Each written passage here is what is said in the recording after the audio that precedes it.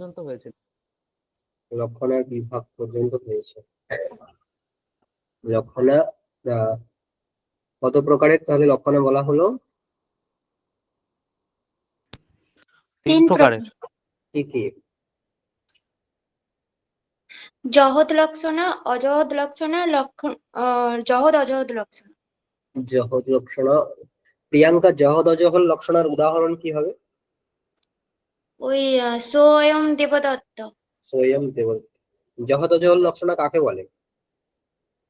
যেখানে বাচ্যার্থ কিছুটা অংশ বাদ দিয়ে ও কিছুটা অংশ গ্রহণ করা হয়, সেটা জহদ অজহদ লক্ষণা। ঠিক। বাচ্যার্থের কিছুটা অংশ বাদ দিয়ে কিছুটা অংশের গ্রহণ করা হলে সেটা জহদ অজহদ লক্ষণা হয়। স্বয়ং দেবদত্ত, এখানে কোন অংশের বাদ দিয়ে কোন অংশের গ্রহণ হবে? এখানে হচ্ছে ওই তৎকাল বিশিষ্ট দেবদত্ত, আর এই তৎকাল বিশিষ্ট এটা বাদ যাবে। না, এরকম বললে হবে না তো। না, ওই স্বয়ং এটাতে ওই তৎকাল বিশিষ্ট দেবদত্ত, আর দেবদত্ত থেকে তৎকাল বিশিষ্ট দেবদত্ত। না, ক্যাটেগরিক্যালি বলো। প্রথম কথা, স্বপদের অর্থ কি আর অয়ম পদের অর্থ কি এটা বলতে হবে। বাচ্চার্থ সেখান সেই থেকে। এই দেবদত্ত। হ্যাঁ, এখানে স্বপদের অর্থ কি, এক্সাক্ট অর্থটা কি হবে এখানে? সেই না, তৎকাল বিশিষ্ট দেবদত্ত। তৎকাল বিশিষ্ট দেবদত্ত। আর অয়ম মানে এতৎকাল বিশিষ্ট দেবদত্ত। এতৎকাল বিশিষ্ট দেবদত্ত। এবার এদের অভেদান্বয় হওয়ার কথা, কিন্তু তৎকাল বিশিষ্ট দেবদত্ত আর এতৎকাল বিশিষ্ট দেবদত্ত এরা তো সেম হতে পারে না, তাই না? সেই জন্য এদের বাচ্চার্থ থেকে আমরা যদি তৎকালত্ব আর এতৎকালত্ব এই দুটো অংশকে তুলে দিই, মানে কিছুটা অংশের পরিত্যাগ করে দিই, পড়ে থাকবে দেবদত্ত। দুই দেবদত্তই সমান। ঠিক আছে, সেক্ষেত্রে আমাদের অভেদান্বয় হতে কোনো আর বাধা থাকবে না। তাহলে দুই জায়গাতেই আমরা কি করলাম, যে বাচ্চার্থের কিছুটা অংশকে পরিত্যাগ করে দিলাম আর কিছুটা অংশের গ্রহণ করলাম। সেই জন্য এটা জহদ অজহদ লক্ষণা। এখানে কিন্তু অন্য কোনো অর্থের কল্পনা করা হয় না।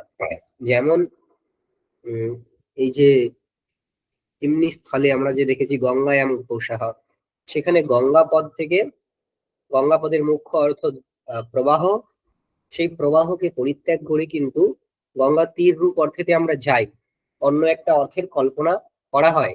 ঠিক আছে, কিন্তু এই ক্ষেত্রে জহদ অজহদ লক্ষণাতে কিন্তু এরকম আলাদা কোনো অর্থের কল্পনা করা হয় না। এখানে যে যতটুকু অর্থ টোটাল আছে তার কিছুটা অংশকে বাদ দেওয়া হয় মাত্র, আর কিছু না। ঠিক আছে, আর অজহদ লক্ষণার উদাহরণ কি হবে? অজহদ লক্ষণা কাকেভ্যো কাকেভ্যো, সংহিতা একটু বুঝিয়ে বলো তো, এখানে কাকেভ্যো দধিরক্ষিতাম এখানে কিভাবে অজহদ লক্ষণা হচ্ছে? মানে এখানে কাকেভ্য বলতে এখানে শুধুমাত্র কাককে বোঝাচ্ছে না, মানে সমস্ত যে বিড়াল আদি যা আছে, মানে সবকিছু ধরা হচ্ছে এখানে, মানে এখানে বাচ্চাদেরকে ছাড়া হ্যাঁ, হচ্ছে না। বাচ্চাকে ঠিক বলা হয়েছে, মানে ঠিকই বলেছো, কিন্তু গুছিয়ে বলা হচ্ছে না তো। এই যখনই লক্ষণা কিভাবে হচ্ছে না, এটা বলতে গেলে আগে মুখ্যার্থের কথা বলতে হয়। কাকেভ্যো দধিরক্ষিতাম, এখানে কাক পদের মুখ্যার্থ কি, এরকম ভাবে বলতে হবে। কাক পদের মুখ্যার্থ হচ্ছে কাক, একটা প্রাণী বিশেষ। কাক মানে, ঠিক আছে, হ্যাঁ হ্যাঁ, তার মানে এই বাক্যের টোটাল অর্থ হচ্ছে কাকের থেকে দধিকে রক্ষা করতে হবে। কিন্তু মায়ের তাৎপর্য ছিল কেবল কাকের থেকে নয়, সমস্ত প্রাণী যারাই দধির হানি করা করতে, সমস্ত প্রাণীর থেকে। তাহলে কাক পদটা এখানে কেবল কাককে না বুঝিয়ে কাক ভিন্ন, মানে কাককেও বোঝাবে, আবার কাক ভিন্ন অন্য যারা প্রাণী আছে যারা দধির উপঘাতক হয় তাদেরকেও বোঝাবে। হ্যাঁ, সেই ক্ষেত্রে ওই লক্ষ্যার্থ যে হলো, লক্ষ্যার্থ মানে বিড়াল আদি, তারা লক্ষ্যার্থ, তাতে বাচ্যার্থ যে কাক তারও কিন্তু অন্যায় হলো। সেই জন্য এটা অজহদ লক্ষণা। মানে যখন বাচ্যার্থকে ওই পদটা পরিত্যাগ করে না কিন্তু লক্ষণার দ্বারা একটা অর্থকে বোঝায়, তখন অজহদ লক্ষণা হয়। ঠিক আছে, আর জহদ লক্ষণার উদাহরণ কি হবে? মঞ্চাহ মঞ্চা আচ্ছা, এছাড়া অন্য কোনো জহৎ লক্ষণের উদাহরণ? গঙ্গায়াম ঘোষা। গঙ্গায়াম ঘোষ। গঙ্গায়াম ঘোষঃ হবে, ঠিক, গঙ্গায়াম ঘোষ। ব্যাস, জহৎ লক্ষণা মানে যেখানে বাচ্যার্থটা সম্পূর্ণভাবে পরিত্যক্ত হয়ে যায়, ঠিক আছে, তাকে জহৎ লক্ষণা বলে। আমরা আজকে তার পরের অংশ দেখি, তারপরে কি আছে এখানে বলছেন না, গৌণী অপি লক্ষণা এবং। আমরা না এই যে বিষয়টা, এটা আমরা কাব্য প্রকাশে ইত্যাদি গ্রন্থে দেখেছি যে লক্ষণাকে দু রকম বলে, একটা হচ্ছে শুদ্ধা আর একটা গৌণী, তাই তো? যারা কাব্যের কেউ থাকলে হয়তো তারা জানবে, আর কাব্য প্রকাশ তো সবারই পড়া। লক্ষণাকে ওখানে দুভাগে ভাগ করা হয়েছে, শুদ্ধা আর গৌণী। গৌণী। শুদ্ধা মানে কি?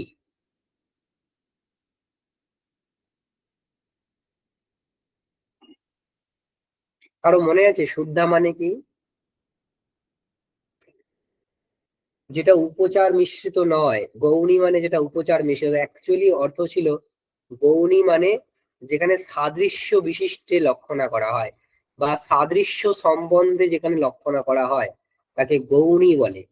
আর তদ ভিন্ন মানে সাদৃশ্য ভিন্ন অন্য যা কিছু সম্বন্ধে যদি লক্ষণা হয়, যদি উপচার না থাকে, সেক্ষেত্রে শুদ্ধা হয়, ঠিক আছে, সেক্ষেত্রে শুদ্ধা। তারপর সেই শুদ্ধারই আবার ভাগ ছিল যে সারোপা, সাধ্য বসানা ইত্যাদি এইসব ছিল, ঠিক আছে। যাই হোক, তো এইখানে এই গৌণীর বিষয়টাকে তুলেছেন অনেকে না। এই গৌণীকে আলাদা একটা বৃত্তি বলে বলেন, অনেক দার্শনিক গৌণীকে আলাদা একটা বৃত্তি বলে বলেন, কিন্তু নৈয়ায়িক বলছেন যে এই গৌণী এটা আলাদা কোনো বৃত্তি নয়, এটা লক্ষণাই। গৌণী কিন্তু লক্ষণাই, ঠিক আছে। এখন ব্যাপারটা হচ্ছে যে এর ব্যাপারটা কি, কোন জায়গাতে এরকম আছে, একটা উদাহরণ দিয়েছেন এখানে। কি উদাহরণ আছে? অগ্নিহি মাণবকঃ। অগ্নিহি মাণবকঃ। মাণবক মানে কি?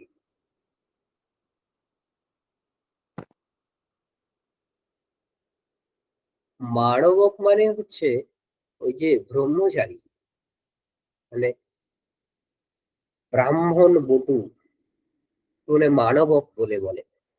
যাই হোক, তো সে অগ্নি।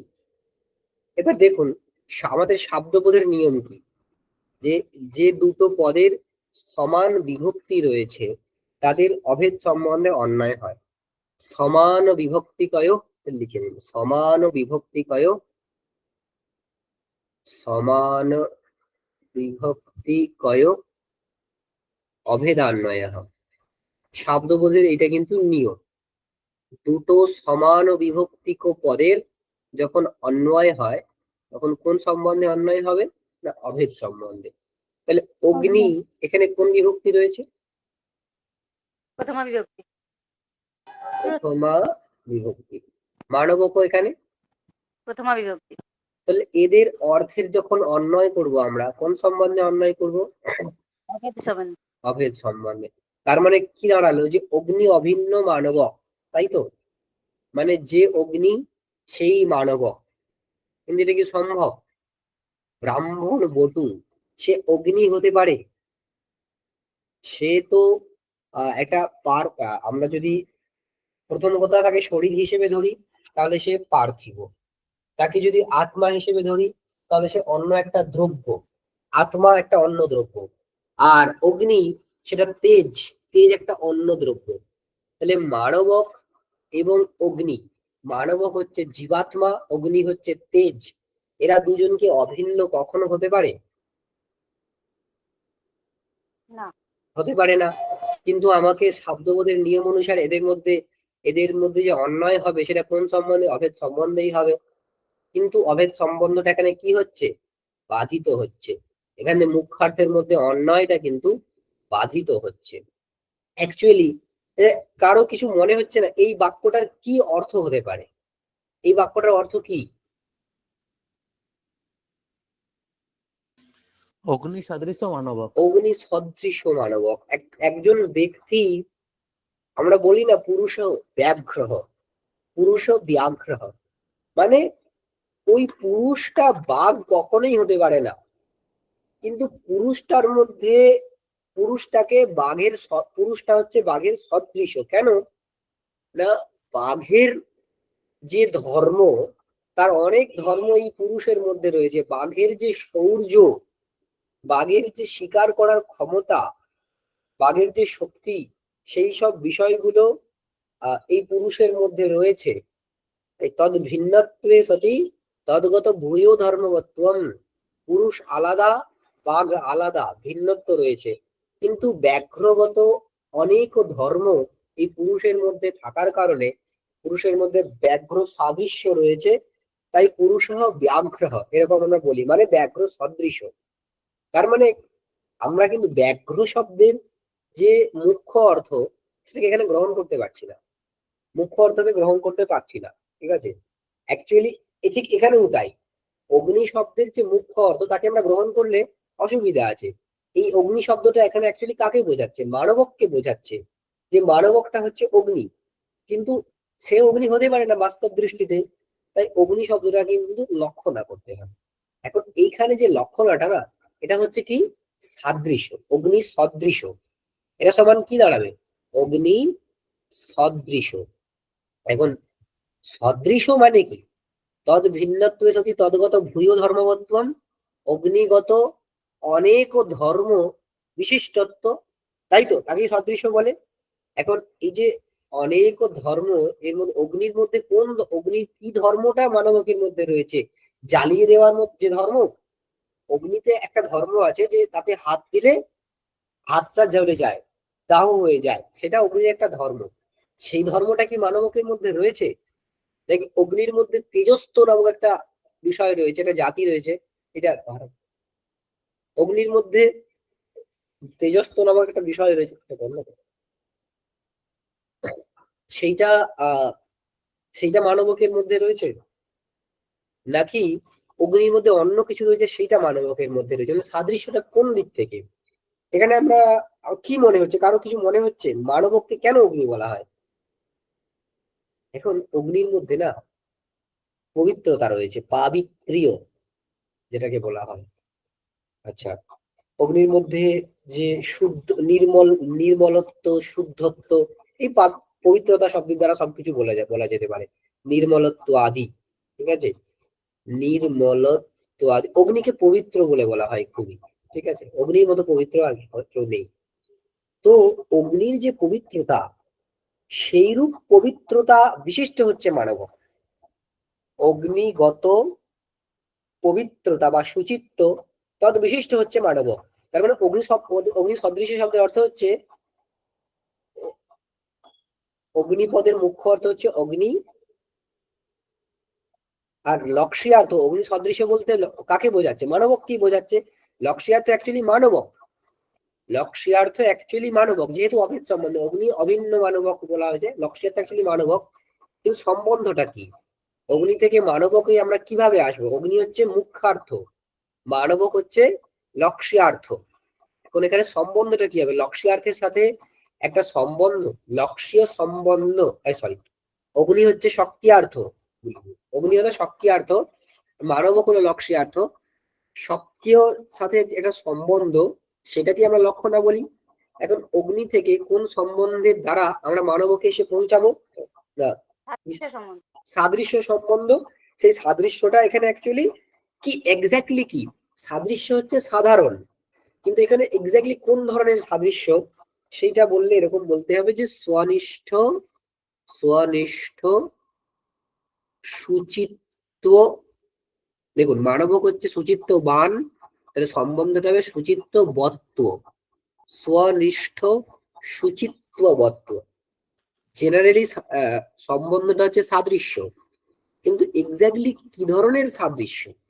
আমরা যখন বলি মুখটা চাঁদের মতো, মুখটা চাঁদের মতো, মুখের সাথে কার তুলনা করা হচ্ছে? চাঁদের। মানে চন্দ্র সাদৃশ্য রয়েছে, সাদৃশ্যটা সাধারণ, কিন্তু কোন দিক থেকে? চাঁদটা যেমন গোল, মুখটাও সেরকম গোল, চাঁদটা যেমন সূর্যের আলোয় আলোকিত, মুখটাও সেরকম আলোয় আলোকিত, এইরকম সাদৃশ্য, নাকি চাঁদের মধ্যে যেরকম সৌন্দর্য রয়েছে মুখের মধ্যেও সেই রকম সৌন্দর্য রয়েছে? সাদৃশ্য তো অনেক দিক থেকে হতে পারে, এক্স্যাক্টলি কোন দিক থেকে সাদৃশ্যের কথা বলা হচ্ছে? তখন আমাদের কাছে উত্তর যদি হয় যে সৌন্দর্যের দিক থেকে, তারপরে তখন এখানে এক্স্যাক্ট সাদৃশ্যটা হচ্ছে স্বনিষ্ঠ সৌন্দর্যবত্ত। স্বনিষ্ঠ, এখানে স্ব মানে হচ্ছে চন্দ্র, চন্দ্রনিষ্ঠ যে সৌন্দর্য, তদ্বত্ত কোথায় রয়েছে? মুখে রয়েছে, তাই ওইটা হবে সম্বন্ধ। ঠিক আছে, এখানেও তাই। অগ্নি সদৃশ হলো মানব, সাদৃশ্য হচ্ছে এখানে সম্বন্ধ। কিন্তু অগ্নির মধ্যে তো অনেক ধর্ম রয়েছে, তার এক্স্যাক্টলি কোন ধর্মগুলোর জন্য মানবকে অগ্নি বলা হচ্ছে, অগ্নি সদৃশ বলা হচ্ছে? না, সুচিত্তের কারণে। তাই জন্য সম্বন্ধটা হবে স্বনিষ্ঠ শুচিত্ববত্ত। এখানে স্ব মানে হচ্ছে অগ্নি, অগ্নিনিষ্ঠ মানে অগ্নির মধ্যে আছে যে শুচিত্ব, শুচিত্ব মানে যে পবিত্রতা, তদ্বান হচ্ছে মানব, মানে সেই রকম শুচিত্ব এই মানবকের মধ্যে রয়েছে। তাই সম্বন্ধটা হলো স্বনিষ্ঠ শুচিত্ববত্ত। এটা আমরা কি পেলাম? স্বকীয় সম্বন্ধ। অগ্নিপদের মুখ্য অর্থ কি? অগ্নি স্বকীয়ার্থ, তার সাথে সম্বন্ধ। এখন এই যে সম্বন্ধটা, এটা কিন্তু একটা পরম্পরা সম্বন্ধ। ঠিক আছে, এটা কিন্তু একটা পরম্পরা সম্বন্ধ। মানে আগের যে শুদ্ধা লক্ষণা পড়েছিলাম আমরা, এর আগে যে ওই যে জহদ লক্ষণা, অজহদ লক্ষণা, জহদ অজহদ লক্ষণা, এগুলো সব পড়লাম না, এগুলো অ্যাকচুয়ালি বলা হয় এগুলো শুদ্ধার ভাব। ঠিক আছে, শুদ্ধা মানে কোন টিকা এরকম ভাবে লিখেছেন, কোন টিকা লিখেছেন যে গৌরী মানে সাদৃশ্য বিশিষ্ট লক্ষণা, কোন টিকাতে এরকম লেখা আছে যে গৌরী মানে হচ্ছে পরম্পরা সম্বন্ধে যে লক্ষণা, আর শুদ্ধা মানে যেখানে সাক্ষাৎ সম্বন্ধে লক্ষণা হয়। যেমন এই যে এইখানে গঙ্গায়াম ঘোষ, গঙ্গা পদটা এর সক্রিয়ার্থ কি? প্রবাহ, আর লক্ষ্যার্থ কি? তীর। এখন প্রবাহের সাথে তীরের সম্বন্ধ কি?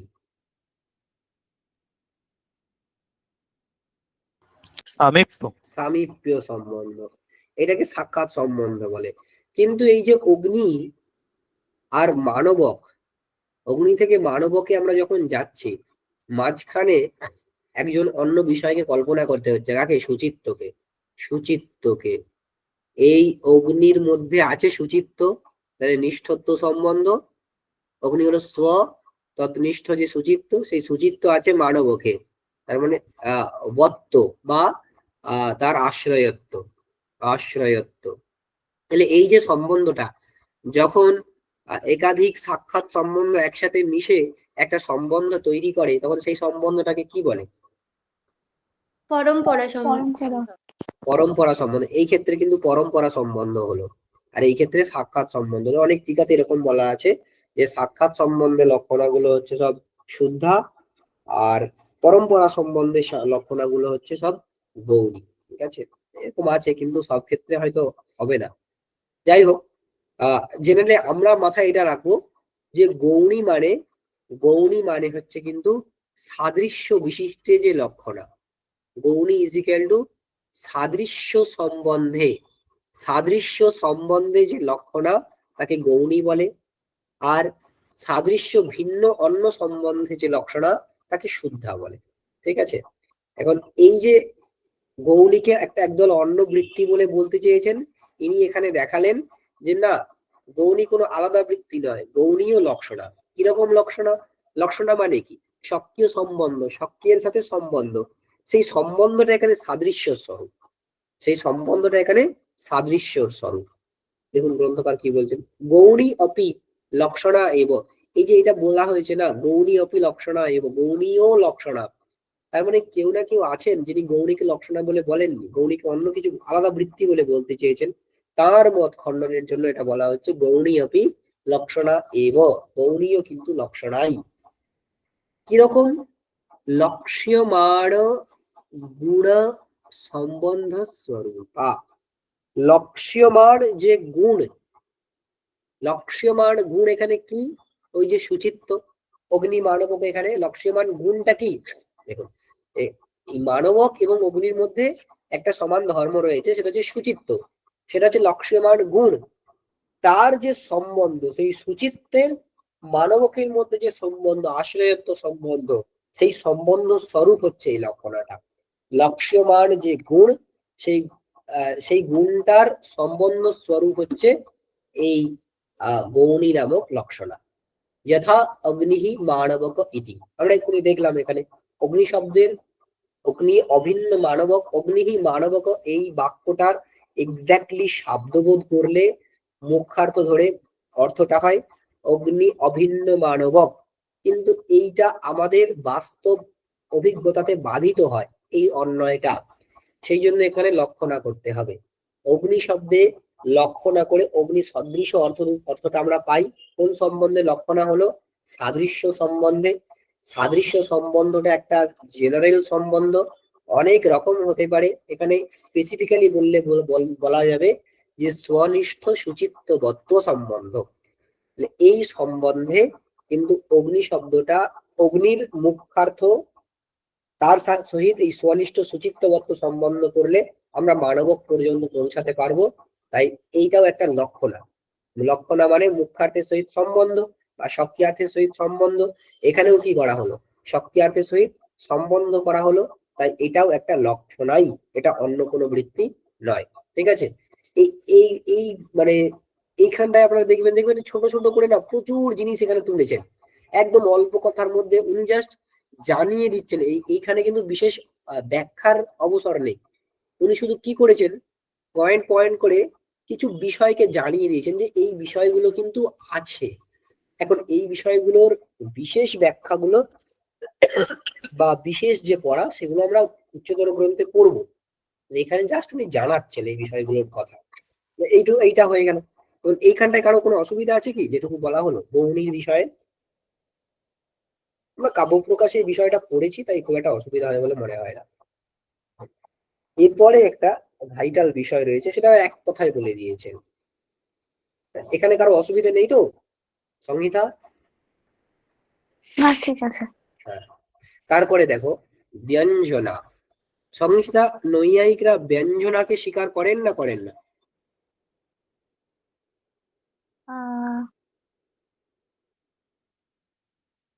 না, স্বীকার করেন না। করেন না। হ্যাঁ, আলংকারিকরা এবং বৈয়াকরণরা এরাই কিন্তু একমাত্র ব্যঞ্জনাকে স্বীকার করে। ঠিক আছে? একটা শব্দ তার তিন ধরনের শক্তি মানে বৃত্তি। নৈয়ায়িকের মতে সেখানে দু রকম বৃত্তি আছে, একটা হচ্ছে শক্তি, শক্তিকে অভিধা বলেও বলা হয়, অভিধা। শক্তি আর অভিধা সেম শব্দ। ঠিক আছে? আচ্ছা, আর একটা বৃত্তি হচ্ছে লক্ষণা। এই পর্যন্ত ঠিক আছে। আলংকারিকরা আরো একটা এক্সট্রা বৃত্তির কথা বলেছেন। আলংকারিকরা আরো একটা এক্সট্রা বৃত্তির কথা বলেছেন, সেই বৃত্তিটা কি? ব্যঞ্জনা। ব্যঞ্জনা। এবং আলংকারিকদের এইটাই হচ্ছে মানে প্রাণের বিষয় অ্যাকচুয়ালি, এইটাই তাদের প্রাণ। শক্তিলভ্য অর্থ বা লক্ষণালভ্য অর্থ, তাতে আলংকারিকদের সাহিত্যিকদের ততটাও কিন্তু স্বারস্য নেই, ততটাও ভালো লাগার বিষয় তাদের নেই, নয় এটা। বরং তাদের একমাত্র ভালো লাগার জায়গা হচ্ছে এই ব্যঞ্জনা, এই ধ্বনি। ঠিক আছে? কিন্তু এই বিষয়টা, এই যে ব্যঞ্জনা বৃত্তি, এটা কিন্তু নৈয়ায়িকরা স্বীকার করে না। এখন তাহলে বক্তব্য যে আলংকারিকরা ব্যঞ্জনা বৃত্তির দ্বারা যে অর্থগুলো পান, যে অর্থগুলো বোঝাতে চান, যে অর্থগুলো বোঝায়, সেগুলো নৈয়ায়িকরা কোন বৃত্তির দ্বারা বোঝাবেন? এইটা প্রশ্ন, যদি এইটাকে না স্বীকার করেন। ঠিক আছে? এখন সেই প্রশ্নের উত্তর কিন্তু এখানে রয়েছে। প্রথম কথা, সেটার জন্য না আমাদেরকে ব্যঞ্জনার যে ভাগগুলো সেটা জানতে হবে। ব্যঞ্জনা প্রথমত দুই প্রকারের। কি কি কারো মনে আছে? কারো? পঙ্কজ? অভিধামূলক ব্যঞ্জনা আর লক্ষণমূলক ব্যঞ্জনা। না, না, হলো না। প্রথম ব্যাখ্যাটা অভিধামূলা লক্ষণমূলা নয় তো, শাব্দি আর শাব্দি আর্থি। ব্যঞ্জনা আর আর্থী ব্যঞ্জনা। হ্যাঁ, শাব্দি আর আর্থী।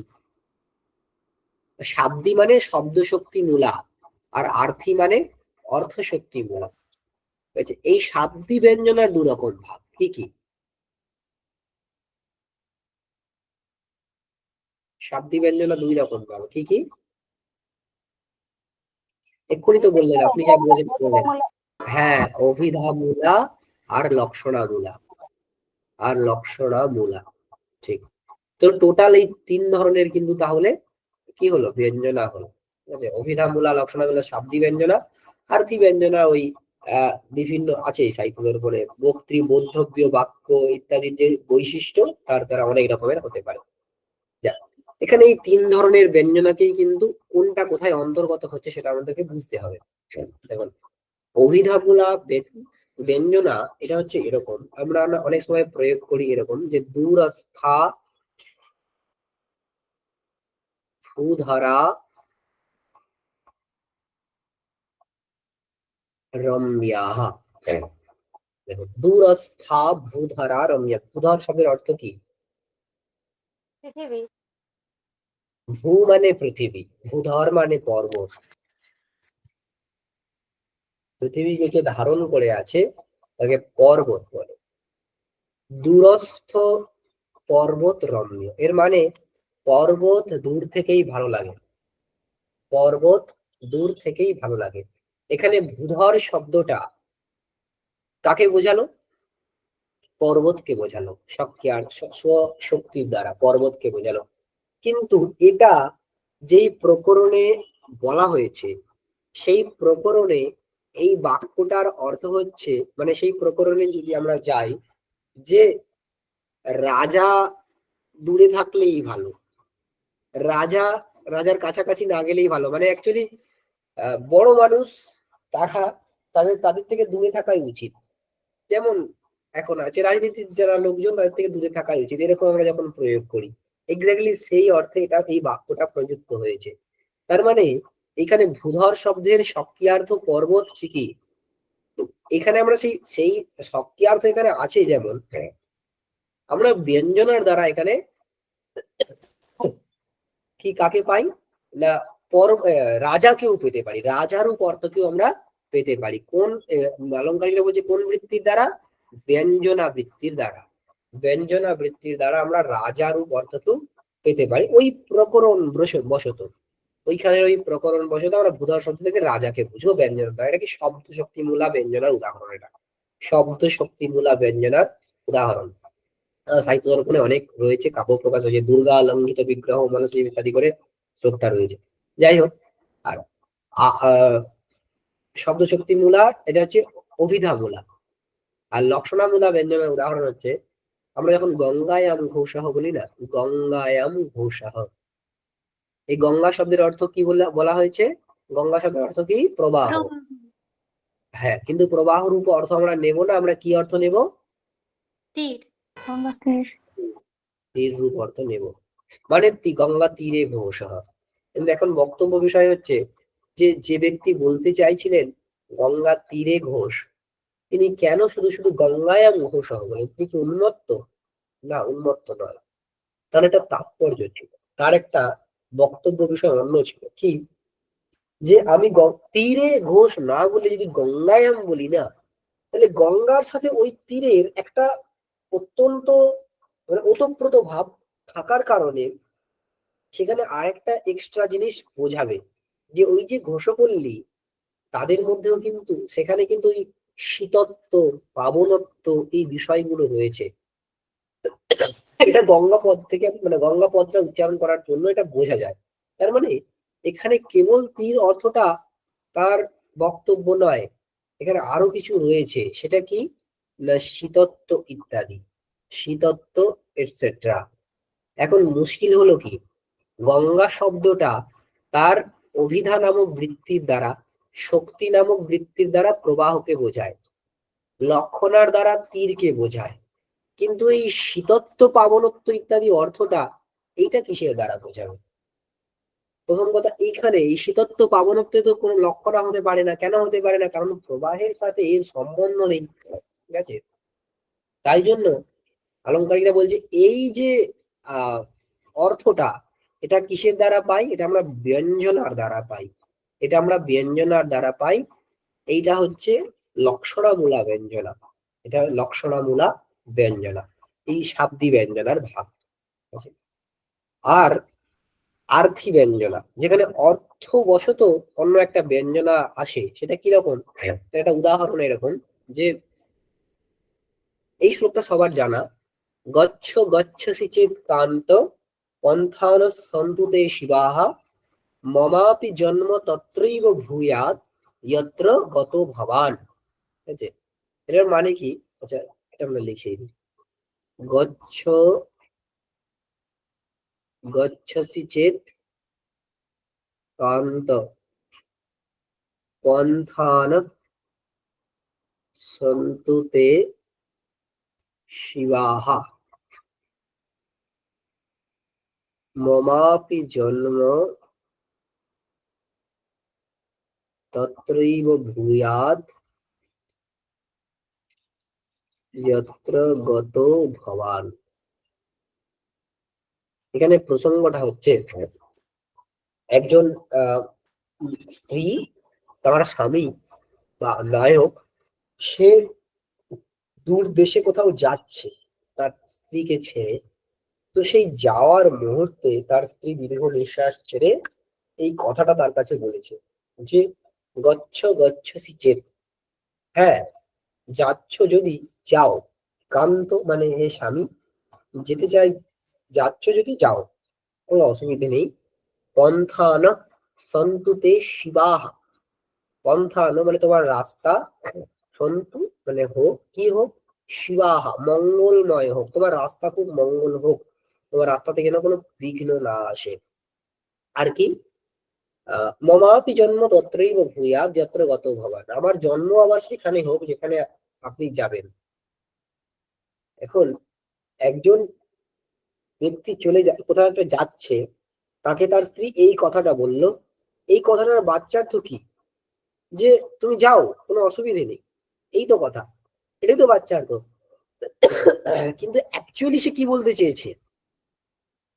অ্যাকচুয়ালি সে বলতে চেয়েছে তুমি যেও না। হ্যাঁ, তাকে নিষেধ করছে। কেন?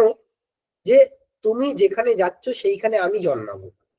তার মানে কি? তুমি যাওয়ার পরে পরেই আমি মারা যাবো, তাই না? তোমার বিরহে আমি মারা যাবো। এখন এই যে অর্থটা, এটা কিন্তু শক্তির দ্বারা বা লক্ষণ, কোনো একটাও পদ এখানে নেই যার দ্বারা শক্তি বা লক্ষণের দ্বারা এই অর্থটা আসবে। ঠিক আছে, এই অর্থটা কিসের দ্বারা এলো? এটা ব্যঞ্জনার দ্বারা এলো। এটা ব্যঞ্জনার দ্বারা এলো। সেই ব্যঞ্জনাটা এখানে আথি ব্যঞ্জনা বলে বলা হয়। কিন্তু মুখ্যত এই তিন ধরনের ব্যঞ্জনা নিয়ে অনেক কথা হবে। আমরা আমাদের সুবিধার্থে জাস্ট এইটুকু আমরা নৈয়ায়িকের মতটাকে পড়বো বলে এইটুকু একটু রিক্যাপিচুলেট করে নিলাম। এই যে তিন ধরনের ব্যঞ্জন আমরা পড়লাম না, এই ব্যঞ্জনাকে নৈয়ায়িকরা স্বীকার করেন। নৈয়ায়িকরা বলেছেন না, এইগুলো ওই শক্তি এবং লক্ষণার মধ্যেই অন্তর্গত করে দিতে আমরা পারবো। কিভাবে পারবো? দেখুন, এখানে আছে ব্যঞ্জনা আপি শক্তি লক্ষণান্তর্ভূতা, ব্যঞ্জনাও শক্তি এবং লক্ষণার অন্তর্ভূত হয়ে যায়। কিরকম ব্যঞ্জনা? শব্দ শক্তি মূলা, অর্থ শক্তি মূলা, এই দুই প্রকার ব্যঞ্জনাই কিন্তু শক্তি এবং লক্ষণার দ্বারা লক্ষণার মধ্যে অন্তর্গত হয়ে যায়।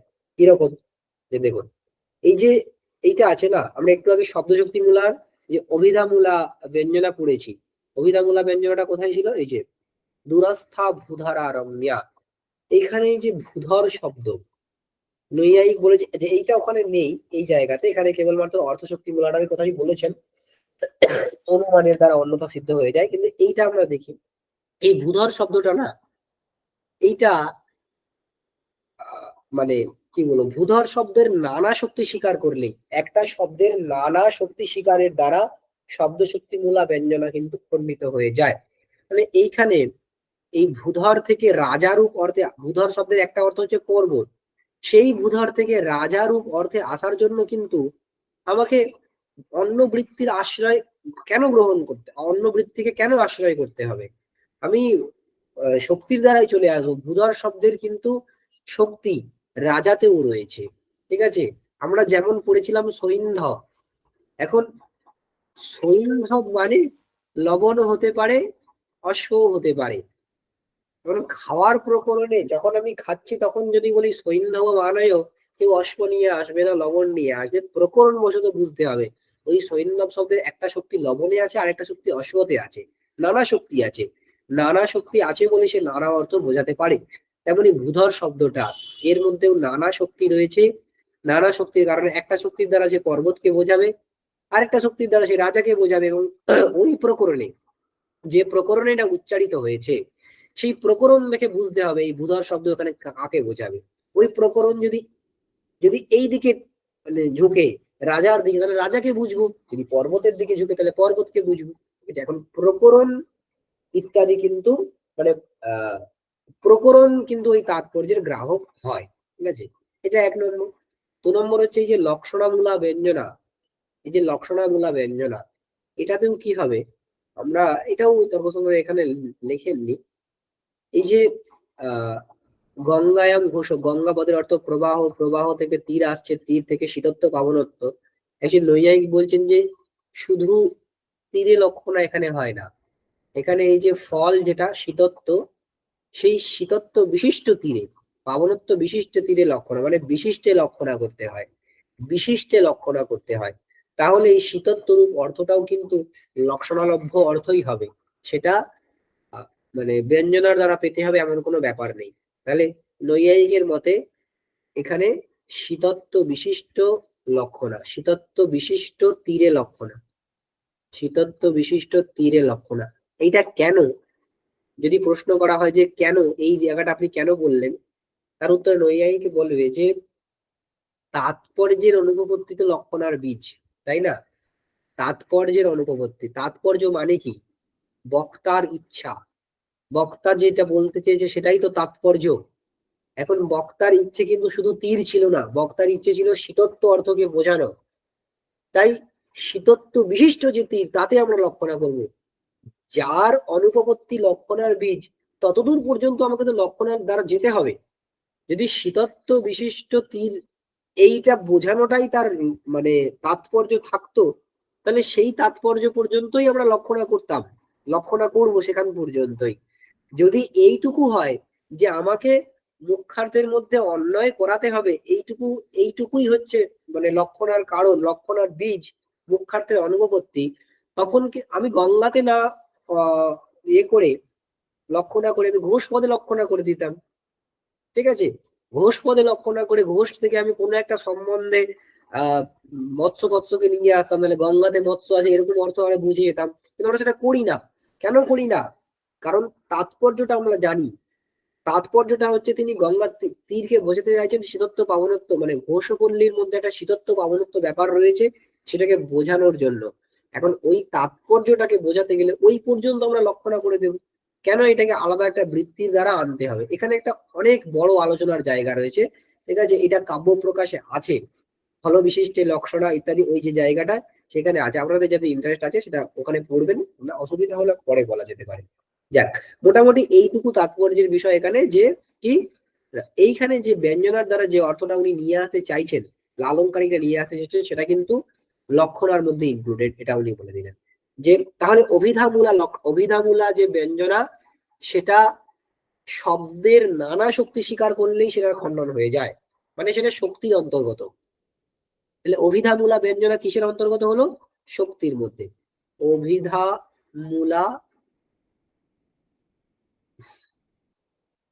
অভিধামূলা ব্যঞ্জনা এটা কোথায় অন্তর্গত করতে পারি আমরা?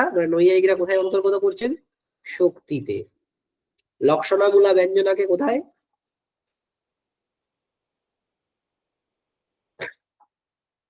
লক্ষণামূলা ব্যঞ্জনাকে কোথায় অন্তর্গত করছেন? লক্ষণাতে। লক্ষণাতে। ঠিক আছে, তাই জন্য এই বলছেন শক্তি লক্ষণা অন্তর্ভূতা, ব্যঞ্জনা আপি শক্তি লক্ষণা অন্তর্ভূতা, শক্তি এবং লক্ষণার অন্তর্ভূত। ঠিক আছে, শক্তি এবং লক্ষণার অন্তর্ভূত। আচ্ছা, অর্থশক্তি মূলা যে এইবার পড়ে আছে কি, আমরা দুরকম দেখলাম, অভিধামূলা লক্ষণামূলা দুটোকে দেখলাম। অর্থশক্তি মূলা যে ব্যঞ্জনা, যার উদাহরণ আমরা এক্ষুনি পড়লাম, সেইটা আমরা কি করে মানে সেইটা কোথায় অন্তর্গত হবে? উনি বলছেন অনুমান আদিনা অন্যথা সিদ্ধা, অনুমান প্রভৃতির দ্বারা অন্যথা সিদ্ধ হয়ে যায়, ওখানে অনুমান প্রভৃতির অন্তর্গত হয়ে যাবে। কেন? বলছে দেখুন, এইখানে যে অর্থবোধটা আমরা ব্যঞ্জনার দ্বারা করছিলাম, ওটা অনুমানের দ্বারা করি না, কোনো অসুবিধা হবে কি? কেন? এই যে গচ্ছ গচ্ছসি চেত কান্ত, এটা কাকে বলা হলো? ওই নায়ককে বলা হলো, ওই স্বামীকে বলা হলো। ওই স্বামী কি বুঝলো? যে আমার যাওয়া চলবে না। বাচ্চার তো কিন্তু এখানে নেই, মানে এই শ্লোকটা দেখে কিন্তু কেউ এমনি কেউ বলবে না যে এখানে যেতে বারণ করা হচ্ছে, কিন্তু সেই স্বামী বুঝলো আমাকে যেতে বারণ করা হচ্ছে, মানে আমি যাব না। কেন যাব না? তার কারণ কি? মানে যাওয়ার যাওয়ার গমন ও নিবৃত্তিতে কারণটা কি? না, কারণ আমি চলে গেলেই অনিষ্ট ঘটবে। কেন? আমরা যদি এরকম লক্ষণের আকারটা বের করে, সরি, অনুমানের আকারটা এরকম বের করতে পারি, ইয়ম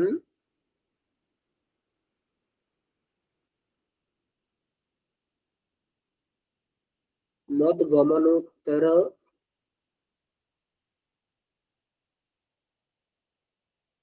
ভাবি প্রাণ বিয়োগবতী, প্রাণ বিয়োগবতী।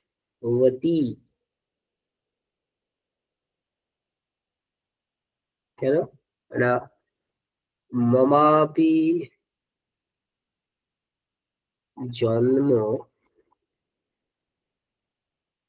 তত্রৈব ইত্যাদি বিলক্ষণ শব্দ প্রয়োগত্বাৎ, ইত্যাদি বিলক্ষণ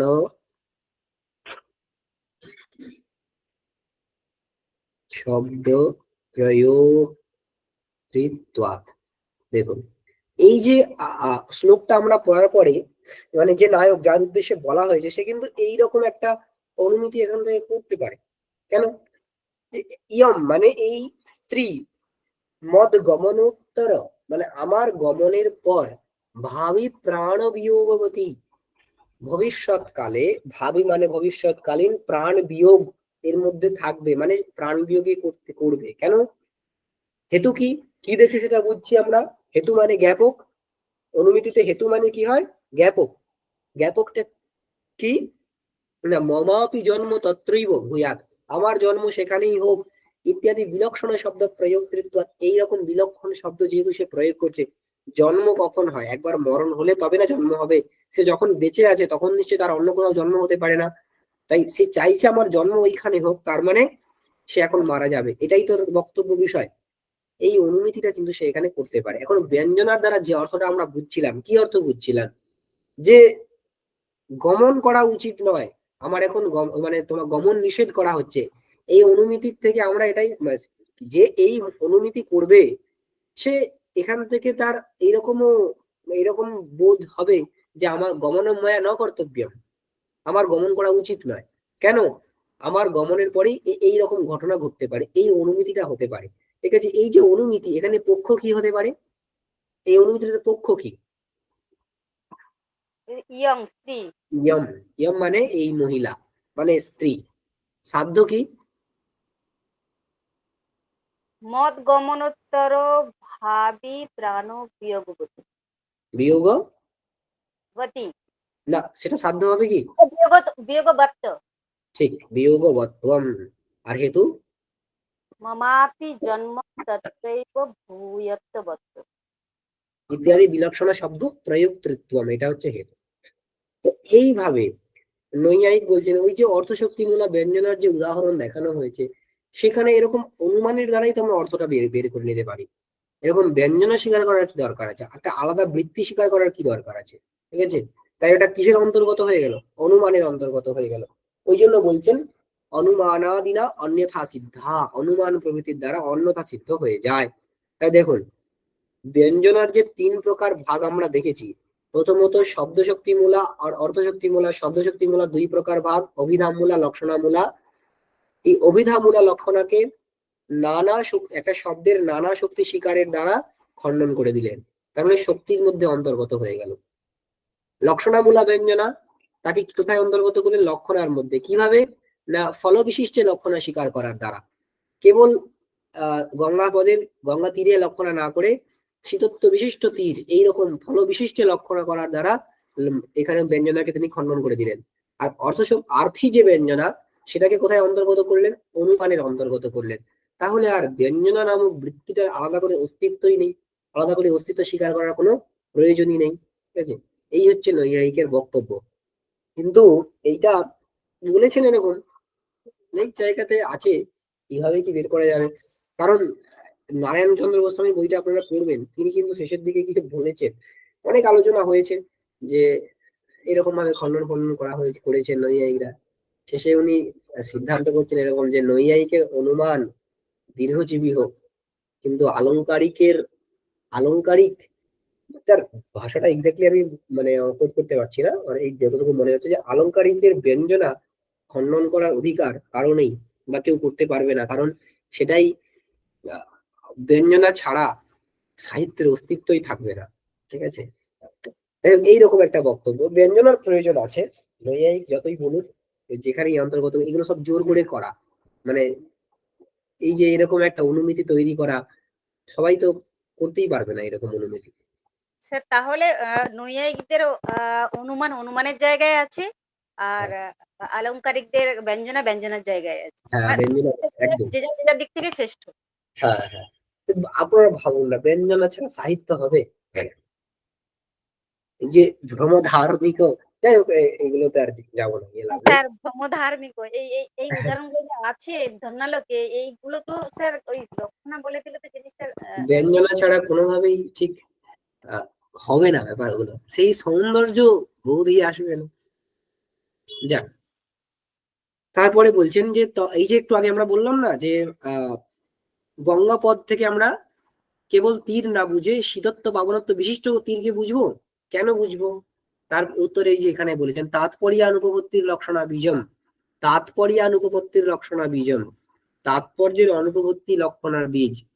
অনেকে বলেন অন্যায়ের অনুপপত্তি লক্ষণার বীজ, মীমাংসকরা বলেছেন অন্যায়ের অনুপপত্তি লক্ষণার বীজ, কিন্তু কেবল অন্যায়ের অনুপপত্তিকে লক্ষণার বীজ বলেন না নৈয়ায়িকরা। এর আগেও আমরা দেখেছি, কেবল অন্যায়ের অনুপপত্তিকে যদি লক্ষণার বীজ আমরা বলি, তা বীজ মানে কারণ, মানে অন্যায়ের অনুপপত্তি হলে তবেই আমরা লক্ষণা করব, এই যদি হয় বক্তব্য বিষয়, তাহলে কাকেভ্যো দধিরক্ষেতাম বা যষ্টিহি প্রবেশয়, এইসব বাক্যে কখনো লক্ষণা হবে না। কেন হবে না?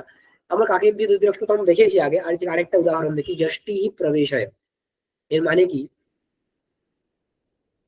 যষ্টিহি প্রবেশয়, একজন ব্যক্তি, স্যার হ্যাঁ, তাৎপর্য মানে কি বললেন? বক্তার ইচ্ছা, বক্তার ইচ্ছা, বক্তুহু ইচ্ছা,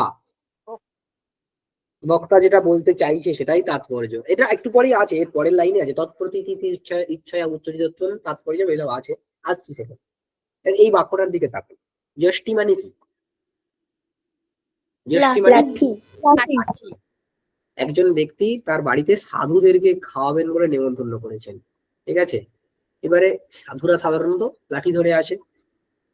এখন তিনি তার বাড়িতে একজন দৌবারিক রয়েছে, দৌবারিককে বলে রেখেছেন যে যষ্টিহি প্রবেশয়, তাদেরকে প্রবেশ করাবে, কেবল সাধুদেরকে প্রবেশ করাবে, তো সেই অর্থে বলে রেখেছে যষ্টিহি প্রবেশয়, লাঠিগুলোকে প্রবেশ করাবে। যষ্টি মানে লাঠি, লাঠিগুলোকে প্রবেশ করাবে। এখন দেখুন, যষ্টি শব্দের মুখ্য অর্থ লাঠি, লাঠি কর্মক প্রবেশ, এটাই অর্থ দাঁড়ায় এই বাক্য থেকে, যে লাঠিগুলোকে প্রবেশ করাও। এখন এইখানে মুখ্যার্থ যে এই প্রবেশ হয় প্রপূর্ব বিসংহার অর্থ প্রবেশ ক্রিয়া, আর যষ্টি শব্দের মুখ্যার্থ লাঠি, লাঠি কর্মক প্রবেশ ক্রিয়া, মানে লাঠিগুলোকে প্রবেশ করাও। এখানে কোন রকম অনুপপত্তি আছে কি মুখ্যার্থের মধ্যে? লাঠিকে প্রবেশ করানো যাবে, প্রবেশ ক্রিয়াতে লাঠির অন্যায় হতে তো কোনো বাধা নেই, তাই না? প্রবেশ ক্রিয়াতে দৌবারিককে বলছে তুমি লাঠিগুলোকে প্রবেশ করাও, লাঠিকে প্রবেশ করাতে তো কোনো বাধা নেই, মুখ্যার্থের তো কোনো অনুপপত্তি এখানে নেই, লাঠির প্রবেশ তো হতেই পারে। কিন্তু আমরা এখানে যষ্টি শব্দের অর্থ কি করি? মানে অ্যাকচুয়ালি তিনি বলতে চেয়েছেন কি, লাঠিদেরকে নয়, তার তার খাবার নষ্ট হয়ে যাবে, তো লাঠিগুলো তো খেতে পারবে না। যষ্টি মানে হচ্ছে যষ্টিধারী, যষ্টিধারী, যষ্টিধারী মানে যষ্টিকে যে ধারণ করে আছে, লাঠিকে যে ধারণ করে আছে, লাঠিকে ধারণ করে থাকে। দণ্ডী মানে সাধু, সাধুদেরকে প্রবেশ করাও, বক্তব্য বিষয় ছিল এটা। তার মানে যষ্টি শব্দটা এখানে কাকে বোঝাচ্ছে? যষ্টিধারীকে বোঝাচ্ছে, এটা হচ্ছে লক্ষণের দ্বারা বোঝায়। কিন্তু এখানে যদি আমরা বলতাম যে অন্বয়ানুপপত্তি লক্ষণা বীজম, অন্বয়ানুপপত্তি, অন্বয়ের অনুপপত্তি হচ্ছে লক্ষণা বীজম, লক্ষণার কারণ কি না অন্বয়ের অনুপপত্তি, তাহলে অন্বয়ের অনুপপত্তি হলে তবেই লক্ষণা করব। এখানে তো অন্বয়ের অনুপপত্তি ছিল না, কিন্তু আমরা লক্ষণা করেছি, তাই না? অন্যয়ের অনুপপত্তি কিন্তু এখানে ছিল না, তবু লক্ষণা করেছি। অন্যয়ের অনুপপত্তি যদি আমরা কারণ বলে বলি, যে কারণ নেই অথচ কার্য ঘটলো, এটা তো হতে পারে না, তাই এটা কারণই নয়। অন্যয়ের অনুপপত্তি লক্ষণার কারণই নয়। লক্ষণার কারণ কি? নৈয়ায়িক বলছেন তাৎপর্যানুপপত্তি। এই ঘটনাটা আমরা আগেও দেখেছি, কাকের বিয় দধিরক্ষেতাম, সেখানেও কিন্তু মুখ্যার্থের মধ্যে কোনো বাধা ছিল না, অন্যায়ের কোনো অনুপপত্তিই ছিল না, তথাপি সেখানে কাকপদে লক্ষণা করা হয়েছিল। কারণ কি? তাৎপর্যের অনুপপত্তি হয়েছিল। তাই জন্য নৈয়ায়িক বলছেন যে তাৎপর্যের অনুপপত্তি হচ্ছে লক্ষণার বীজ। আর এই তাৎপর্যানুপপত্তিকে লক্ষণার বীজ বললে না, আর ওই লক্ষণামূলা ব্যঞ্জনা সেটা টেকে না, সেটা আর টেকে না। কারণ যতটা পর্যন্ত তাৎপর্য রয়েছে সেই পর্যন্ত আমরা লক্ষণাকে নিয়ে যেতে পারবো, সেই পর্যন্ত লক্ষণাকে আমরা নিয়ে যেতে পারবো। ঈশ্বরীব দীর্ঘতর ব্যাপার লক্ষণার হতে পারে। ঠিক আছে, মানে যেটা আমাদের লক্ষ্যস্থল সেই পর্যন্ত, সেই ইস্যু মানে বাণ কি করে একটা জায়গা থেকে ছাড়া হলো, তার লক্ষ্যস্থল পর্যন্ত সে পৌঁছাতে পারে। ঠিক আছে, দীর্ঘতর ব্যাপার লক্ষণারও কিন্তু এরকম ব্যাপার হতে পারে, যতটা পর্যন্ত তাৎপর্য ততটা জায়গা পর্যন্ত লক্ষণা যেতে পারে। ঠিক আছে, তখন আর কিন্তু লক্ষণামূলা ব্যঞ্জনার প্রয়োজনই হয় না। যাই হোক, এইটাকে স্বীকার করেছেন বলে নৈয়ায়িকরা তাৎপর্যানুপপত্তিকে সেটা খণ্ডিত হয়ে যেতে পারে। আর কি তাৎপর্য মানে কি? তৎপ্রতীতি ইচ্ছয়া উচ্চরিতত্বম। প্রতীতি মানে কি? প্রতীতি মানে জ্ঞান। তৎপ্রতীতি মানে তার প্রতীতি হোক, বা সেইটা আমাদের জ্ঞানের বিষয়ীভূত হোক। ইতি ইচ্ছয়া এইরূপ ইচ্ছার দ্বারা, যে এইরূপ ইচ্ছা হেতু যেটা উচ্চরিত হয়েছে, এইরূপ ইচ্ছাতে যেটা উচ্চরিত হয়েছে সেটাই কিন্তু তাৎপর্য। তৎপ্রতীতি ইচ্ছয়া সেই প্রতীতির ইচ্ছাতে, সেই জ্ঞানের ইচ্ছাতে যেটা উচ্চরিত হয়েছে সেটাকে আমরা তাৎপর্য বলবো। এটার সহজ কথা আমরা যদি বলতে চাই, বক্তু ইচ্ছা। তাৎপর্য মানে বক্তু ইচ্ছা, বক্তার যেটা ইচ্ছা, বক্তা যেটা বলতে চাইছেন সেটাই তাৎপর্য। ঠিক আছে, এবার এই যে তাৎপর্যের জ্ঞান, এটা কিন্তু বাক্যার্থের জ্ঞানে হেতু হয়। তাৎপর্যের জ্ঞান বাক্যার্থের জ্ঞানের হেতু হয়, আমরা এটা দেখেছি। সৈন্ধবম আনয়, হঠাৎ করে আমি বললাম, মানে আমি এই ঘরে বসে খাচ্ছিলাম, খেতে খেতে আমি বললাম সৈন্ধবম আনয়, আর জোরে বলেছি, ঘর বন্ধ ছিল, হয়তো ধরে নিন আমি রাজা, ঘর বন্ধ ছিল, বাইরে একজন লোক দাঁড়িয়ে ছিল অনেকটা দূরে, আমি জোরে বলেছি সৈন্ধবম আনয়, আমি খাচ্ছিলাম, আমি বলতে চেয়েছি লবণ নিয়ে আসো, সে কিন্তু অশ্ব নিয়ে চলে আসতে পারে। কেন? তার তো তাৎপর্যের জ্ঞান হয়। অ্যাকচুয়ালি আমি কোন বিষয়ে বলতে চাইছি, আমি যে খাচ্ছি এটা তো সে দেখেনি, এটা তো সে জানে না। তাই আমার তাৎপর্যটা কি সেটা কিন্তু তার জ্ঞান নাও হতে পারে।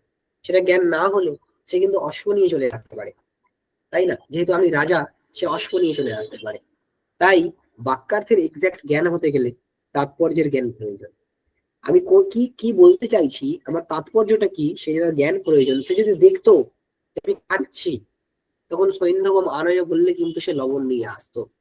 আর এই যে আমার খাওয়া ক্রিয়াটা দেখলে তার তাৎপর্যের জ্ঞান হতো। কেন? কারণ তাৎপর্যের গ্রাহক আছে কতগুলো পঙ্কজ, তাৎপর্যের গ্রাহক কারা? স্যার ওই সংযোগ বিপ্রয়োগ আসছে ওই কাজটা ওই কি? শ্লোকের মধ্যে অনেকগুলো আছে, এরা হচ্ছে তাৎপর্যের গ্রাহক। ঠিক আছে, এরা হচ্ছে ইনি এখানে একটাই বলে ছেড়ে দিয়েছেন, প্রকরণাদিকম, প্রকরণ প্রভৃতি হচ্ছে তাৎপর্যের গ্রাহক। ওই যে প্রকরণ মানে ওটা যেখানে ঘটনাটা চলছে, সেই যে বিষয়টা, সেইটা তাৎপর্যের গ্রাহক। মানে আমার খাওয়া ক্রিয়াটা যদি সে দেখতো, ওই ব্যক্তি যদি দেখতো, তাহলে তার প্রকরণের জ্ঞান হতো। এই প্রকৃত প্রকরণটা হচ্ছে খাওয়া প্রকরণ। খাওয়া প্রকরণ মানে সেখানে কখনো অশ্বের ভূমিকা থাকতে পারে না, তাই সে লবণই নিয়ে আসতো। কারণ তখন তার তাৎপর্যের জ্ঞান হতো।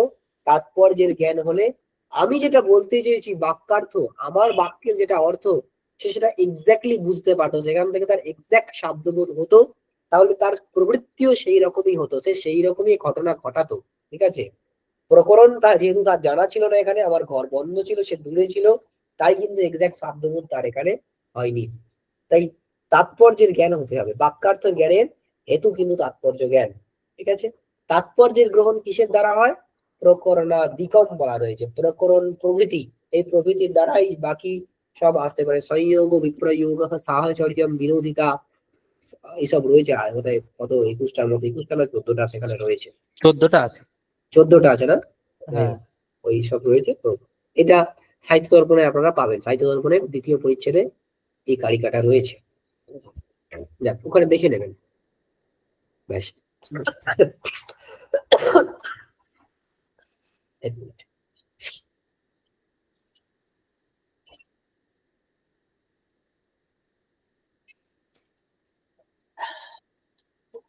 আচ্ছা, এরপরে না আরেকটা বিষয় আসছে। আচ্ছা, এই পর্যন্ত কারো কোনো অসুবিধা আছে কি? তারপর দেখুন, এই যে বিষয়গুলো, এগুলো কিন্তু ছোট ছোট বিষয় নয়, এগুলো অনেক বড় আলোচনার বিষয়, কিন্তু উনি একটা একটা করে লাইন ছেড়ে দিয়েছেন বলে শুধু জানিয়ে দিচ্ছেন এই বিষয়গুলো আছে এখানে ন্যায়তে। তারপরে দ্বারম ইত্যাদৌ পিধেহি ইতি শব্দাধ্যাহারঃ। একটা কথা যে ধরুন, মানে বিষয়টা ধরুন এরকম যে আপনি আহ, আপনার গুরুর ঘরের মধ্যে ঢুকেছেন, গুরু বসে আছে চেয়ারে, ঠিক আছে, এখানে গুরু বসে আছে, এইটা দরজা, আপনি দরজাটা খুলে গুরু ঘরে ঢুকলেন, গুরু শুধু দ্বারম বললেন, দ্বারম, জাস্ট এইটুকু বললেন, দ্বারম, আপনি কি করবেন বলুন, কি একজন কি করবেন?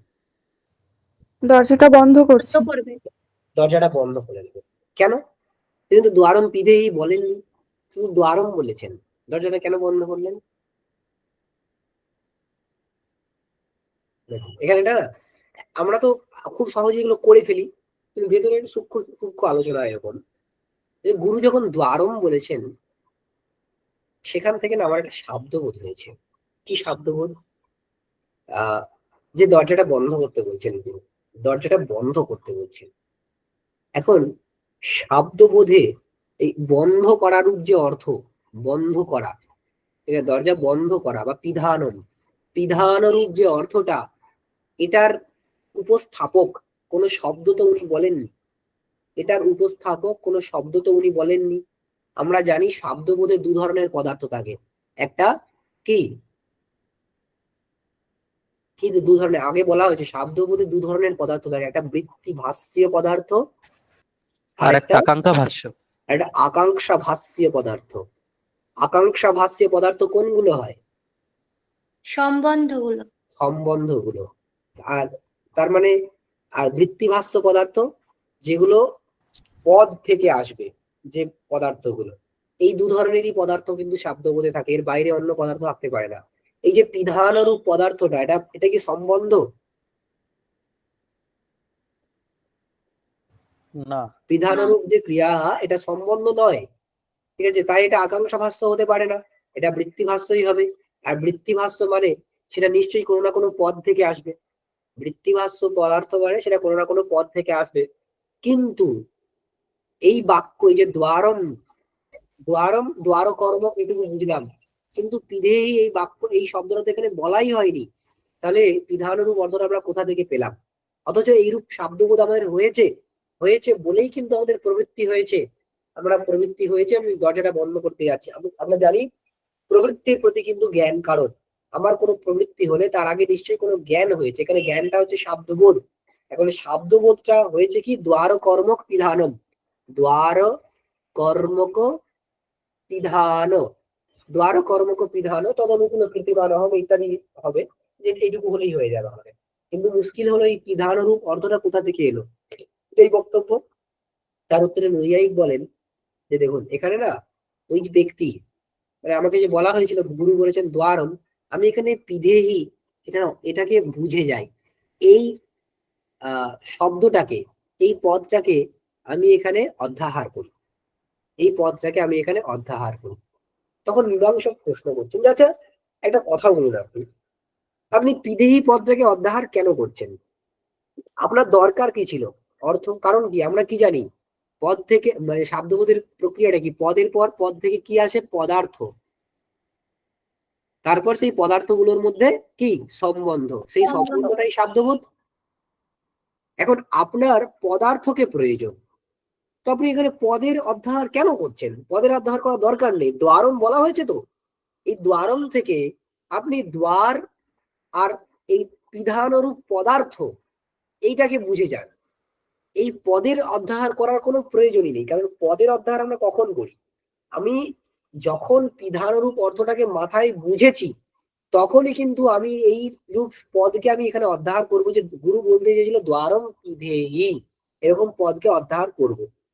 মানে আমি মাথায় মনে মনে প্রথমে বুঝবো যে পিধানুরূপ অর্থটা গুরু বলতে চেয়েছিল, সেই জন্য আমি আবার বাক্যটাকে রিকনস্ট্রাক্ট করব মনে মনে, কি যে গুরু বলতে চেয়েছে দ্বারম পিধেহি, তারপর সেই দ্বার থেকে দ্বার যুক্ত অম পিধেহি থেকে পিধান, এই সরি ওখানে যে লোট লকার সিপ প্রত্যয় এইসব করে তারপরে তাদের আবার অর্থ বের করবো। দ্বার শব্দের অর্থ দ্বার, অম পদের অর্থ কর্মত্ব, পিধান এর অর্থ পিধান ক্রিয়া, সিপ প্রত্যয়ের অর্থ হচ্ছে ওই যে কৃতি, দ্বারনিষ্ঠ কর্মত্ব জনক পিধান আনুকূল কৃতিমান, এরকম শব্দবোধ আমরা করবো। মীমাংসক বলছে এতটা যাওয়ার দরকার কি, মানে পদটার তো কোনো প্রয়োজনই ছিল না, আপনি তো অলরেডি পদার্থকে বুঝেই গেছেন, কারণ পদার্থকে জেনেই তো পদের অধ্যাহার করছেন, তাই পদের অধ্যাহার করার কোনো প্রয়োজন নেই, ডিরেক্ট পদার্থ থেকে আপনি অন্বয় করে নিন। ঠিক আছে, এইটাই এখানে এই প্রসঙ্গটা এখানে বলা হয়েছে।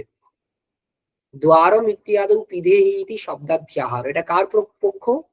নৈয়ায়িকের পক্ষ। নৈয়ায়িক বলছে পিধেহি এই শব্দের অধ্যাহার করতে হবে। ঠিক আছে, মীমাংসক তার উত্তরে বলছেন ননু অর্থ জ্ঞানার্থত্বাৎ শব্দস্য, যে অর্থ জ্ঞানার্থত্বাৎ অর্থ জ্ঞানের জন্য, অর্থত্বাৎ মানে জন্য, অর্থ জ্ঞানার্থত্বাৎ অর্থের জ্ঞানের জন্য, শব্দস্য অর্থম অবিজ্ঞায় শব্দাধ্যাহার অসম্ভবাৎ। এখন যখন দ্বারম বলা হয়েছিল, যে ব্যক্তিকে বলা হয়েছে দ্বারম, সে যদি পিধানরূপ অর্থটা ওখানে মাথায় না বুঝতো, সে কখনো এখানে পিধেহি এই শব্দটার অধ্যাহার করবে? যে পিধান ক্রিয়ারূপ অর্থটাকে ওখানে বোঝেনি, গুরু বলতে চেয়েছে দরজাটাকে বন্ধ করো, এটা যে বোঝেনি, সে কখনো পিধেহি এই ক্রিয়াপদটাকে এখানে অধ্যাহার করতে পারবে না। না। না। তাহলে পদের অধ্যাহার সে কখন করবে? অর্থটাকে আগে বুঝতে পারলে। আবার পদের প্রয়োজনটা কি? অর্থের উপস্থাপনা করা। তার মানে ডাবল সমস্যা হলো। তো আমি প্রথমে অর্থ বুঝলাম, গুরুর দ্বারম এইটুকু থেকেই পিধানরূপ অর্থটাকে আমি বুঝলাম, অর্থটাকে বুঝে আমি পিধেহি এইরূপ ক্রিয়াপদের অন্বয় করলাম, মানে ক্রিয়াপদকে অধ্যাহার করলাম, দিয়ে সেই পদ থেকে আবার পিধানরূপ অর্থ পর্যন্ত গেলাম। মীমাংসক বলছে এত দূর এইরকম ঘোরানো দরকার কি, ডিরেক্ট এই পদের কোনো প্রয়োজনই নেই, এই পিধানরূপ অর্থটার ডিরেক্ট আমি এখানে অন্বয় করে নেব। ঠিক আছে, এটাই বলছেন যে অর্থ জ্ঞানার্থত্বাৎ শব্দস্য, শব্দের প্রয়োজনটা কি? অর্থ জ্ঞান। এই শব্দের প্রয়োজনটাই পিধেহি, এই শব্দের প্রয়োজনটা কি ছিল? এখান থেকে অর্থের উপস্থিতি। কিন্তু অর্থম অবিজ্ঞায়, অর্থকে না জেনে, অর্থকে না জেনে, এই পিধানরূপ অর্থকে না জেনে আমি তো পিধেহি শব্দটা অন্বয় করতেই পারতাম না, অধ্যাহার করতেই পারতাম না। শব্দাধ্যাহার অসম্ভবাৎ, অর্থকে না জেনে শব্দের অধ্যাহার অসম্ভব, এই কারণে শব্দাধ্যাহার অসম্ভবাৎ অর্থাধ্যাহার এব যুক্ত, কেবল অর্থাধ্যাহারই করুন, শব্দের অধ্যাহারে কোনো প্রয়োজন নেই, কারণ অর্থাধ্যাহার করলে আমি ডিরেক্ট এইখানে অর্থটাকে নিয়ে চলে আসতে পারবো। তাহলে আগে অর্থকে জানা, তারপরে আবার শব্দের অধ্যাহার করা, তারপর সেই শব্দ থেকে অর্থের জ্ঞান করা, এতটা বড় প্রসেসের আমার দরকারই নেই। ঠিক আছে, তাই অর্থাধ্যাহার এব যুক্ত, এটা হচ্ছে মীমাংসকের পক্ষ। তাহলে যদি প্রসঙ্গটা এরকম হয় যেখানে একটুখানি শব্দ বলা হয়েছে আর বাকিটা বলা হয়নি, সেক্ষেত্রে কিন্তু মীমাংসক বলেন সেখানে শব্দের কোনো প্রয়োজন নেই, ওখানে অর্থ থেকেই, মানে অর্থের কল্পনা আমরা করে নেব, সেই অর্থটাই কিন্তু শব্দবোধ করাবে। শব্দবোধ মানে কিন্তু সংসর্গের জ্ঞান, সেই অর্থটাই কিন্তু সংসর্গের জ্ঞান করাবে। কিন্তু নৈয়ায়িক বলে যে না, ওখানে অর্থের জ্ঞান আমার প্রথমে হবে, তারপর সেই অর্থ জ্ঞান থেকে আমি শব্দকে কল্পনা করব, সেই শব্দ আবার ওই অর্থকে উপস্থাপিত করবে। এইটা আমাদের দরকার। কেন দরকার? কারণ নৈয়ায়িক একটা সিদ্ধান্ত আগে থেকে করে রেখেছে, কি না শব্দবোধে কারণ হয় পদার্থ উপস্থিতি, কিন্তু সেটা কিরকম পদার্থ উপস্থিতি? পদ বিশেষ জন্য পদার্থ উপস্থিতি, পদ বিশেষ জন্য পদার্থ উপস্থিতি, মানে শব্দবোধে পদার্থের উপস্থিতি কারণ, কিন্তু সেই পদার্থকে কেমন ভাবে উপস্থিত হতে হবে? পদ বিশেষ থেকে, পদ থেকে হতে হবে, পদ থেকে পদার্থকে উপস্থিত হতে হবে, সেই পদার্থের উপস্থিতিই কিন্তু শব্দবোধের কারণ, অন্যরকম ভাবে হলে হবে না, সেটাই বলেছেন। পদ বিশেষ জন্যীয় পদার্থ উপস্থিতে শব্দ জ্ঞান হেতুত্বাৎ, এটা নৈয়ায়িকের সিদ্ধান্ত যে পদবিশেষ থেকে, পদবিশেষ জাত যে পদার্থের উপস্থিতি সেইটাই শব্দ জ্ঞানে হেতু হয়। শব্দ জ্ঞানে হেতু কিন্তু এই রকম পদার্থ উপস্থিতি হেতু হয়। অন্য কোনো ভাবে পদার্থের উপস্থিতি হলে সে শব্দবোধে হেতু হতে পারে না, সে শব্দবোধে হেতু হতে পারে না। ঠিক আছে, দেখুন এই মীমাংসকের পক্ষটা যদি আমি ধরি, এই যে পিধান ক্রিয়াটা, পিধানরূপ অর্থটা, এটা তো পদবিশেষ জন্য হয় না, এটা তো আমি এমনি ওই প্রকরণ থেকে কল্পনা করে নিই, তাই এ কিন্তু শব্দবোধে অন্বিত হতে পারে না। এখন বক্তব্য হচ্ছে কি, মানে যদি কারো কাছে এই দুটো পক্ষ রাখা হয়, নৈয়ায়িকের পক্ষটা এবং মীমাংসকের পক্ষটা, সে বলবেন মীমাংসকের পক্ষটাই বড্ড বেশি যুক্তিযুক্ত, কারণ ওখানে এরকম ঘুরতে হচ্ছে না। প্রথমে অর্থের কল্পনা, সেখান থেকে শব্দের জ্ঞান, সেখান থেকে আবার সেই অর্থকে টানা, মানে আবার সেই অর্থের উপস্থিতি। মীমাংসক কি বলছে, ডিরেক্ট অর্থের উপস্থিতি। মীমাংসকের পক্ষটাই লাঘব, এটাই সবাই বলবে। কিন্তু এইখানে এটা লাঘব হলেও অন্য জায়গায় সমস্যা আছে। কি সমস্যা, যে দেখুন আমরা ঘটম আনয়, মানে ঘটনিষ্ঠ কর্মত্বজনক আনয়নানুকূল কৃতি, এইটা বোঝাতে গেলে ঘটম আনয় এরকম বাক্য প্রয়োগ করি, সেইখান থেকেই কিন্তু ওই ঘটনিষ্ঠ কর্মত্বজনক আনয়নানুকূল কৃতি এরকম বোধ হয়। কিন্তু যদি আমরা ওই নিয়মটাকে মেনে নিই যে অর্থের অধ্যাহারই যুক্ত, অর্থের অধ্যাহার করলেও হয়ে যাবে, মানে কেবল অর্থ, পদবিশেষের জন্য পদার্থ না হলেও হবে, কেবল পদার্থ থাকলেই শব্দবোধ হবে, এই যদি আমরা এইটাকে মেনে নিই, তাহলে কোনো ব্যক্তি যদি বলেন ঘটঃ কর্মত্বম আনয়নম আর কৃতি, এগুলো কি পদার্থ। ঘটম, এখানে ঘটযুক্ত অম, ঘট শব্দের অর্থ ঘট, অমের অর্থ কর্মত্ব, আনয়ন এখানে আপূর্বক নিধাতু, তার অর্থ আনয়ন, আনয়ন, আর শিব প্রত্যয়ের অর্থ কৃতি, এগুলো কি পদার্থ।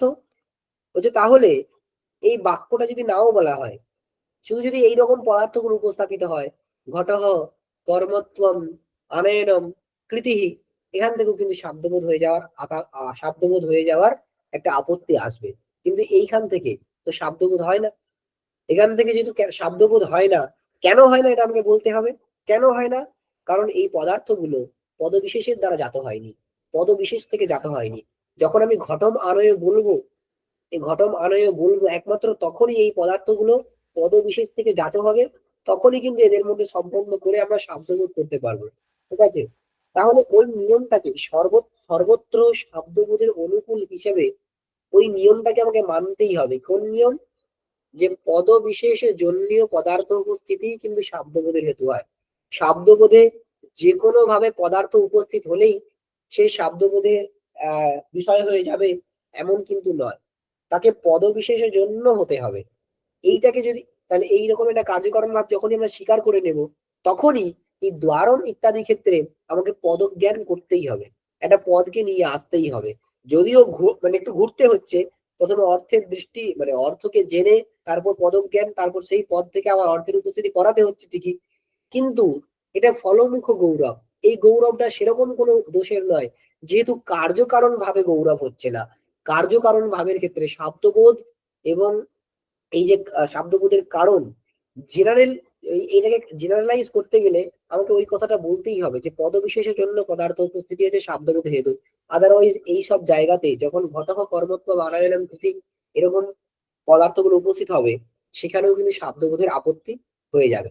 সেই কারণে কিন্তু এখানে অর্থের অধ্যাহার না করে আমরা শব্দের অধ্যাহার করব। ঠিক আছে, এইটা হচ্ছে নৈয়ায়িকের স্ট্যান্ড। ব্যাস, বোঝা গেল কি এটা? শেষের অংশটা বেশ গুলিয়ে গেল, ভুলিয়ে গেছে। পরের দিনে হলেই বোধহয় একটু ভালো হবে, মানে একটু পড়ার আচ্ছা, পরে। তাহলে একটা কাজ করুন আপনারা না, এই বিষয়টা এখানে এই যেটুকু আছে এটা যে কোনো একটা বই দেখে একবার পড়ে আসুন, আমি তারপরে একবার বলি, আমার মনে হয় ক্লিয়ার হবে জিনিসটা। মানে স্যার নৈয়ায়িকরা বলছে শব্দ উদ্ধার করতে, হ্যাঁ, মীমাংসকরা বলছে অর্থ উদ্ধার করলেই হবে, আমরা কেন হ্যাঁ, বলছি? অর্থের অধ্যাহার করলেই হবে। হ্যাঁ। মীমাংসকের বক্তব্য হচ্ছে যে আমি ধরুন দেখুন, আপনি যে আপনাকে গুরু যখন বলেছে দ্বারম, আপনি কোন শব্দটা অধ্যাহার করবেন এখানে? দুটো শব্দই তো উদ্ধার করতে পেরেছে, পিদেহি অথবা মানে বন্ধ করো অথবা খোলো। আপনি দরজা খুলে ঘরে ঢুকেছেন, আচ্ছা, তাহলে বন্ধ করো। হ্যাঁ, তাহলে আপনি কোন শব্দটা মানে অধ্যাহার করবেন? পিদেহি, বন্ধ করো। কেন করবেন? আপনি অর্থটাকে বুঝেছেন বলেই না, গুরু কি বলতে চাইছে সেটা বুঝেছেন বলেই, তাই তো? হ্যাঁ স্যার। এবার বক্তব্য হচ্ছে গুরু বলতে চাইছেন বন্ধ করো, বন্ধ করার রূপ অর্থটা আমি অলরেডি বুঝেছি বলেই কিন্তু আমি পিদেহি শব্দটা অন্যায় করব, তাই তো? হ্যাঁ স্যার। এইবার পিদেহি শব্দটা অন্যায় করে বাক্যটা কেমন হবে? দ্বারম পিদেহি, তাই তো? দ্বারম পিদেহি। এইবার দ্বারম পিদেহি হয়ে গেল। এইবার শব্দবোধ করতে হবে, শব্দবোধ করতে গেলে কি হবে? দ্বারম, এখানে দ্বার যুক্ত অম, দ্বার পদের অর্থ দ্বার, অম পদের অর্থ কর্মত্ব। পিধেহি, এখন ওই যে পিধান কি ধাতুটা কি হবে এখানে? ধা ধাতু। ধা ধাতু, কিন্তু পি পূর্বক ধা ধাতু কি হতে পারে? স্যার এটা ওপি ছিল স্যার, হ্যাঁ এটা অপি ছিল, হ্যাঁ, অকারের অপি, লোপ ঠিক হয়েছে। ঠিক, বষ্টি বা এটা মাথায় ছিল না, বষ্টি ভাগুরি অল্লোপ, এখানে অকারের তো লব হয়ে যায়, লোপ হয়ে যায়। অপি ছিল আর ধা ধাতু, অপি পূর্বক ধা ধাতু, ঠিক আছে? অপিপূর্বক ধা ধাতু, তার অর্থ হচ্ছে বন্ধ করা। সিপ প্রত্যয়ের অর্থ হচ্ছে কৃতি। এখন এইরকম অর্থ করলেন, দেখুন, আপনি আগেই আপনার মাথায় অর্থটা ছিল, সেই অর্থ ছিল বলে আপনি পিধেই এই ক্রিয়াটা অন্যায় করেছেন, আবার সেখান থেকে অর্থের উপস্থিতি করালেন কি?